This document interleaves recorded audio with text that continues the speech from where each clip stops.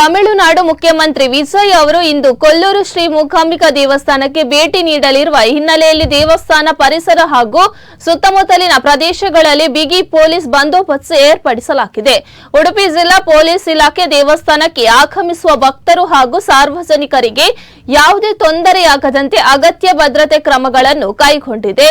ಮುಖ್ಯಮಂತ್ರಿ ವಿಜಯ್ ಅವರಿಗೆ rude plus ಭದ್ರತೆ ಇರುವುದರಿಂದ ದೇವಸ್ಥಾನ ಆವರಣ, ಪ್ರವೇಶ ದ್ವಾರಗಳು ಹಾಗೂ ಅವರು ಸಂಚರಿಸುವ ಮಾರ್ಗಗಳನ್ನು ವಿಶೇಷ ಭದ್ರತೆ ಒದಗಿಸಲಾಗಿದೆ.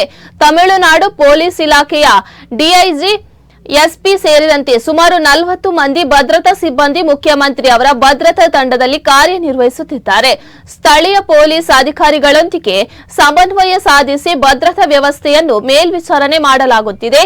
ದೇವಸ್ಥಾನಕ್ಕೆ ಭೇಟಿ ನೀಡುವ ಭಕ್ತರು ಸುರಕ್ಷತೆ ಹಾಗೂ ಸಂಚಾರ ವ್ಯವಸ್ಥೆಯನ್ನು ಗಮನದಲ್ಲಿಟ್ಟುಕೊಂಡು ಹೆಚ್ಚುವರಿ ಪೊಲೀಸ್ ಸಿಬ್ಬಂದಿಯನ್ನು ನಿಯೋಜಿಸಲಾಗಿದ್ದು, ಮುಖ್ಯಮಂತ್ರಿ ಅವರ ಭೇಟಿ ಹಿನ್ನೆಲೆಯಲ್ಲಿ ದೇವಸ್ಥಾನ ಸುತ್ತಮುತ್ತಲು ಕಟ್ಟೆಚ್ಚರ ವಹಿಸಲಾಗಿದೆ.